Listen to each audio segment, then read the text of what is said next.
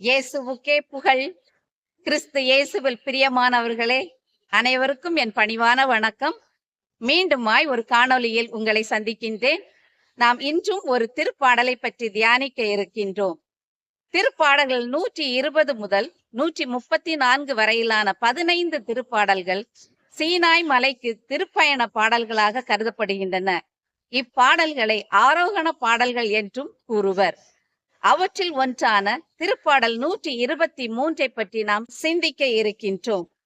கிறிஸ்து இயேசுவுக்குள் பிரியமானவர்களே, இறை வார்த்தை தாங்கிய காணொளிகள் நம்மை தேடி வரும்போது அவற்றை ஸ்கிப் பண்ணாமல் கடைசி வரைக்கும் நாம் பார்க்க வேண்டும். ஏனென்றால் இறைவனுடைய ஆசீர் நம்மை தேடி வருகின்றது. அவற்றை ஸ்கிப் பண்ணும் போது அது நமக்கு வேண்டாம் என்று ஒதுக்கி விடுவதற்கு சமம்.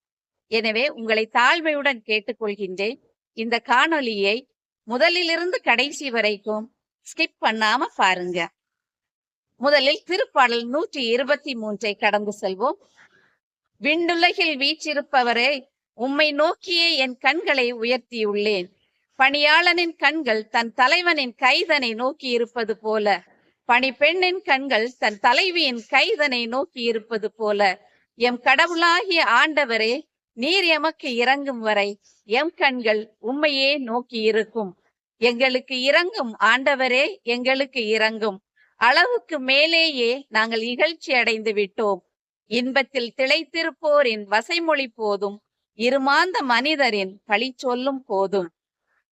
கிறிஸ்துவுக்குள் பிரியமானவர்களே, இந்த திருப்பாடல் 123 இஸ்ராயல் மக்கள் பிற இனத்தாரின் மூலம் அனுபவித்த அனைத்து கஷ்டங்களையும், மன வேதனையையும், மன உளைச்சலையும் நினைத்து திருப்பாடல் ஆசிரியர் ஆண்டவராகிய கடவுளிடம் இம்மக்களுக்கு இரக்கம் காட்டுமாறு வேண்டும் ஒரு திருப்பாடலாகும். இந்த திருப்பாடலின் முதல் இறை வார்த்தையை நாம் இப்போது சிந்திப்போம். விண்ணுலகில் வீற்றிருப்பவரே, உம்மை நோக்கியே என் கண்களை உயர்த்தியுள்ளேன். நாம் ஏன் விண்ணுலகை நோக்கி நம் கண்களை உயர்த்த வேண்டும்? விண்ணுலகத்தில் யார் இருக்கின்றார்கள்? இதற்கு விடையை காண்போம். நமது முற்பிதாக்களான ஆபிரகாம், ஈசாக்கு, யாக்கோபு, தாவீது போன்றவர்கள் அவர்கள் ஜெபிக்கும் போது விண்ணுலகை நோக்கி தங்கள் கண்களை ஏறெடுத்து உயரே வானத்தை நோக்கி தங்கள் கண்களை உயர்த்தி நோக்கி ஆண்டவரை ஜெபித்தார்கள். சாலமோன் அரசன் கடவுளுக்காக ஒரு ஆலயம் கட்டினான். அப்பொழுது அவன் இஸ்ராயல் மக்களுக்காக ஜெபிக்கும் பொழுது இவ்வாறு கூறினான். 1 அரசர் 8ஆம் அதிகாரம் இறை வார்த்தைகள் 32, 34, 36, 43, 45 போன்ற இறை வார்த்தைகளில் அவர் ஜெபிக்கும் போது விண்ணுலகில் வீற்றிருப்பவரே என்று ஆண்டவரை கூவி அழைத்து ஜெபித்தான். சங்கீதம் 2 இறை வார்த்தை 4 என்ன சொல்கிறது என்று பார்ப்போம். சங்கீதம் 2 இறை வார்த்தை 4 இவ்வாறு கூறுகிறது. விண்ணுலகில் வீற்றிருப்பவர் எள்ளி நகைக்கின்றார். சங்கீதம் 115 இறை வார்த்தை கூறுகிறது, நம் கடவுளோ விண்ணுலகில் வீற்றிருக்கின்றார். திருப்பாடல் 115 இறை வார்த்தை 6 விண்ணகமோ ஆண்டவருக்கு உரியது என்று கூறுகிறது. ஆகவே இத்திருப்பாடலின் ஆசிரியரும் இறை மக்களுக்காக வேண்டும் பொழுது, இஸ்ராயல் மக்களுக்காக வேண்டும் பொழுது அவர் விண்ணகத்தை நோக்கி தன் கண்களை ஏறெடுத்து ஜெபித்தார். கிறிஸ்துவுக்குள் பிரியமானவர்களே, நமது வாழ்க்கையிலும் நமது நற்பெயரையும் நமது பெருமையையும் சீர்குலைக்கப்படும் பொழுது, நாம் துன்பத்தில் இருக்கும் பொழுது, இக்கட்டான வேளைகளில் இருக்கும் பொழுது, சவால்கள் நிறைந்த வாழ்க்கையை நாம் சந்திக்கும் பொழுது, யாருடைய துணையும் இன்றி நாம் அவதிப்படும் பொழுது நமக்கு இருக்கும் ஒரே துணை நம் கடவுளாகிய ஆண்டவர். அவர் விண்ணுலகில் வீற்றிருக்கின்றார். விண்ணகத்தின் தந்தையை நோக்கி நாம் ஜெபிக்க வேண்டும். மத்தேயு நற்செய்தி அதிகாரம் 6 இறை வார்த்தைகள் 9 முதல் 13 வரை நம் ஆண்டவராகிய இயேசு கிறிஸ்து தம் சீடர்களுக்கு ஜெபிக்க கற்றுக் கொடுக்கும் பொழுது இறை வார்த்தை 1 மற்றும் 3 இவ்வாறு கூறியிருக்கின்றார். இச்செபத்தை நாம் கர்த்தர் கற்பித்த ஜெபம் என்று கூறுகின்றோம். விண்ணுலகில் வீற்றிருக்கும் எங்கள் தந்தையே, உமது பெயர் போற்றப்படுக. 3வது இறை வார்த்தை, உமது சித்தம் விண்ணுலகில் நிறைவேறுவது போல மண்ணுலகிலும் நிறைவேறுக. எனவே கிறிஸ்து ஆண்டவரே நமக்கு உறுதியாக எடுத்துரைக்கின்றார். ஆண்டவர் விண்ணகத்தில் இருக்கின்றார். விண்ணகத்தில் இருக்க நம் தந்தை நம்மை நோக்கி பார்க்கின்றார். எனவே நமது துன்பமான வேளையில் ஆண்டவரிடம் ஜெபிக்கும் பொழுது நம் கண்களை ஏறெடுத்து விண்ணகத்தை நோக்கி நாம் ஜெபிப்போம். இறைவார்த்தை 2, பணியாளனின் கண்கள் தன் தலைவனின் கைதனை நோக்கி இருப்பது போல, பணி பெண்ணின் கண்கள் தன் தலைவியின் கைதனை நோக்கி இருப்பது போல, எம் கடவுளாகிய ஆண்டவரே, நீர் எமக்கு இறங்கும் வரை எம் கண்கள் உம்மையே நோக்கி இருக்கும்.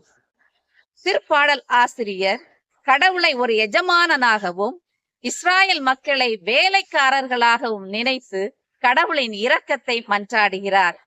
வேலைக்காரர்கள் ஏன் தங்கள் எஜமானரின் கைகளை நோக்கி இருக்க வேண்டும்?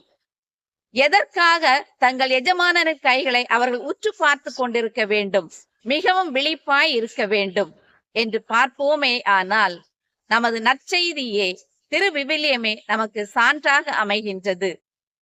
மத்தேயு நற்செய்தி அதிகாரம் 8 இறை வார்த்தை 9 முதல் இவ்வாறு கூறுகின்றது. அதில் நூற்றுவர் தலைவன் தன் மகன் முடக்குவாதத்தால் பாதிக்கப்பட்டு இருப்பதைக் கண்டு இயேசுவை நோக்கி ஜெபிக்க செல்கின்றான். அவரை கூப்பிட செல்கின்றான். அப்பொழுது, நீர் ஒரு வார்த்தை மட்டும் சொன்னால் போதும், என் மகன் குணமடைவான் என்று கூறுகின்றார். ஏனெனில் எனக்கு பணியாளர்கள் பலர் இருக்கின்றனர். ஒருவனை நோக்கி நீ வா என்று சொன்னால் வருகின்றான், செல்க என்று சொன்னால் செல்கின்றான், இதை செய்க என்று சொன்னால் செய்கின்றான் என்று பணியாளர்களின் பணியை நூற்றுவர் தலைவன் கிறிஸ்து இயேசுவிடம் எடுத்துரைக்கின்றான். கிறிஸ்துவில் பிரியமானவர்களே, நாமும் அவர்களை போன்றவர்கள்தான். நம் எஜமானாகிய ஆண்டவரை நோக்கி நம் துன்ப காலத்தில் நோக்கி கூப்பிடுகின்றோம். கர்த்தாவே எங்களுக்கு இறங்கும். முழுமையாக ஆண்டவரிடம் நாம் சரணாகதி அடைய வேண்டும். இம்மண்ணுலகில் உள்ள மக்கள் யாருமே நமக்கு துணை நிற்க முடியாது. எவ்வாறு வேலைக்காரர்கள் தங்கள் எஜமானின் கைகளை நோக்கி தங்களுக்கு எப்போது இரக்கம் கிடைக்கும், தங்களுக்கு எப்போது தன்னுடைய எஜமானர்கள் கட்டளையிடுவார்கள் என்று விழிப்பாய் இருந்து நோக்குவது போல, இறைவனுடைய கருணையும் இறைவனுடைய இரக்கமும் நமக்கு எப்போது கிடைக்கும் என்று நாம் விழிப்பாய் இருந்து அவரை நோக்கி இருக்க வேண்டும். இதைத்தான் இத்திருப்பாடல் ஆசிரியரும் நமக்கு எடுத்துரைக்கின்றார். வேலைக்காரர்கள் தங்கள் எஜமானரின் கைகளை நோக்கி இருப்பது போல, நம் கடவுளாகிய ஆண்டவரின் வல்லமைக்காகவும் இரக்கத்திற்காகவும் கருணைக்காகவும் எப்போதும் நாம் அவரையே சார்ந்து இருக்க வேண்டும். 3வது இறைவார்த்தை, எங்களுக்கு இறங்கும் ஆண்டவரே, எங்களுக்கு இறங்கும். அளவுக்கு மேலேயே நாங்கள் இகழ்ச்சி அடைந்து விட்டோம். திருப்பாடல் ஆசிரியர் இஸ்ராயல் மக்களின் பெருமூச்சை, அவர்களுடைய முழு மன உளைச்சலை நினைத்து முழுமையாக ஆண்டவரிடம் அவர்களை ஒப்படைக்கின்றார்.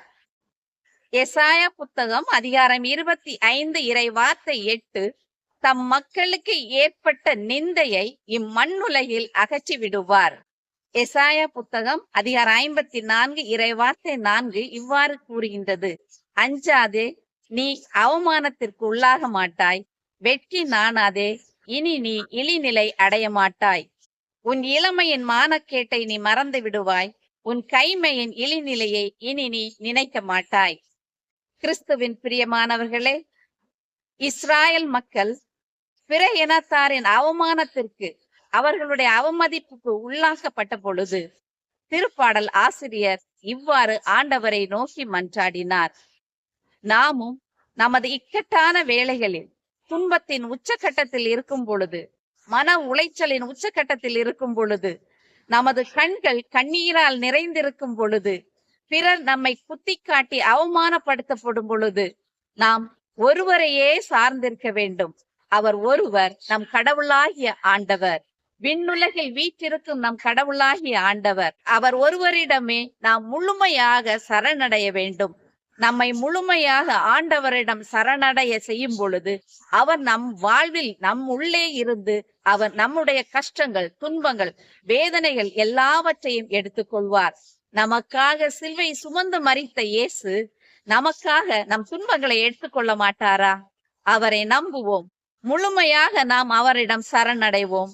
அவர் நம் துன்பங்களை எல்லாம் பனி போல மாற்றி நம் வாழ்வில் இன்பத்தை கொடுப்பார். 4வது இறைவார்த்தை, இன்பத்தில் திளைத்திருப்போரின் வசைமொழி போதும், இருமாந்த மனிதரின் பழி சொல்லும் போதும். கிறிஸ்துவுக்குள் பிரியமானவர்களே, கடவுளிடம் நம்பிக்கை வைத்திருக்கும் மக்கள் தங்கள் எஜமானர்களாலும் முதலாளிகளாலும் அரசாங்கத்தில் இருக்கும் அதிகாரிகளாலும் தாங்கள் துன்புறுத்தப்படும் பொழுது, அவமானத்திற்கு உள்ளாக்கப்படும் பொழுது, வேதனையில் இருக்கும் பொழுது அவர்கள் தங்கள் கடவுளை நோக்கி மன்றாட வேண்டும். திருப்பாடல் ஆசிரியர் இஸ்ராயல் மக்களின் அவமதிப்பையும் அவர்களுடைய துன்பத்தையும் வேதனையையும் உணர்ந்து கடவுளிடம் முழுமையாக அவர்களை ஒப்படைத்து கடவுளின் இரக்கத்திற்காக மன்றாடுகின்றார். அன்பு இறை மக்களே, நாமும் நம்முடைய வாழ்க்கையில் கடவுளையே சார்ந்து நிற்போம். அவரிடம் முழு நம்பிக்கை வைப்போம். மற்றவர்களால் நமக்கு கிடைக்கும் நிந்தைகளிலிருந்து விடுதலை பெறுவோம். நற்கருணையில் வீற்றிருக்கும் நம் ஆண்டவராகிய இயேசு கிறிஸ்துவிடம் நம்மை ஒப்படைத்து அவருடைய இரக்கத்திற்காக மன்றாடுவோம். என்னோடு பயணம் செய்யுங்கள், ஸ்கிப் பண்ணாதீங்க. நற்கருணை ஆண்டவரை நாம் சந்திப்போம். எல்லா புகழும் மாட்சியும் ஆராதனையும் உரிய கடவுளுக்கு நாம் நன்றி செலுத்துவோம். அவரது திருமுன் நம்மை தாழ்த்தி ஒப்பு கொடுப்போம். அவரை கூர்ந்து உற்று நோக்குவோம். தேவன் நமக்காக இங்கு உயிருள்ள தேவனாக வீற்றிருக்கின்றார். எல்லா புகழும் மாட்சியும் ஆராதனைக்கும் உரிய நம் எல்லாம் வல்ல இறைவனிடம் நம் உள்ளத்தில் இருக்கும் அனைத்து தேவைகளையும் மன்றாட்டுகளையும் எடுத்து வைப்போம். உலகத்தை படைத்தவரே, எங்கள் மேல் இரக்கம் வையும். எங்களை பாதுகாப்பவரே, எங்கள் மேல் இரக்கம் வையும். எங்களை வழி நடத்துபவரே, எங்கள் மேல் இரக்கம் வையும்.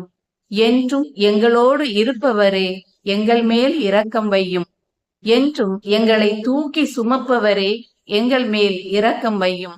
எங்கள் உயிர் மூச்சானவரே, எங்கள் மேல் இரக்கம் வையும். நெருக்கடி வேளையில் எங்களை கைவிடாதவரே, எங்கள் மேல் இரக்கம் வையும். எங்கள் பெருமூச்சை காண்பவரே, எங்கள் மேல் இரக்கம் வையும்.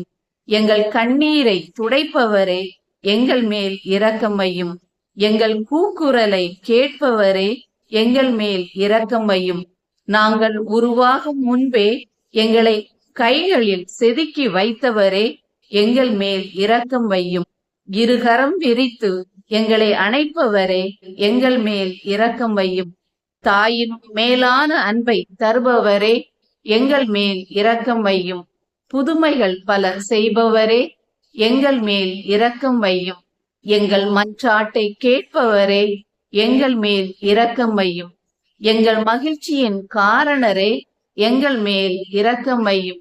நன்மைகளின் ஊற்றானவரே, எங்கள் மேல் இரக்கம் வையும். விண்ணுக்கும் மண்ணுக்கும் அதிபதியே, எங்கள் மேல் இரக்கம் வையும். எங்கள் பாவங்களை மன்னிக்கிறவரே, எங்கள் மேல் இரக்கம் வையும். எங்கள் தேவைகளை பூர்த்தி செய்கிறவரே, எங்கள் மேல் இரக்கம் வையும்.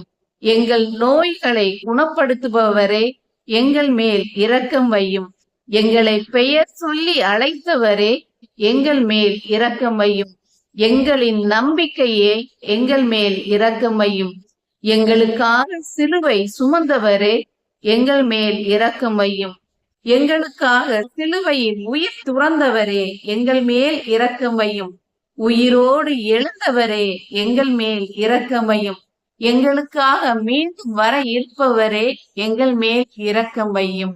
கிறிஸ்து இயேசுவில் பிரியமானவர்களே, திருப்பாடல் 123 ஆசிரியர் இஸ்ராயல் மக்களுக்காக ஆண்டவராகிய கடவுளிடம் அவரின் இரக்கத்தையும் அவரின் கருணையையும் மன்றாடியது போல நாமும் நம் ஆண்டவராகிய இயேசு கிறிஸ்துவிடம் நம் வேதனைகளை எடுத்துரைத்து அவருடைய இரக்கத்தை நாம் வேண்டியுள்ளோம். அவர் நமக்கு உதவி செய்வார். நம்பிக்கையோடு வாழ்வோம். இயேசுவுக்கே புகழ், இயேசுவுக்கே நன்றி.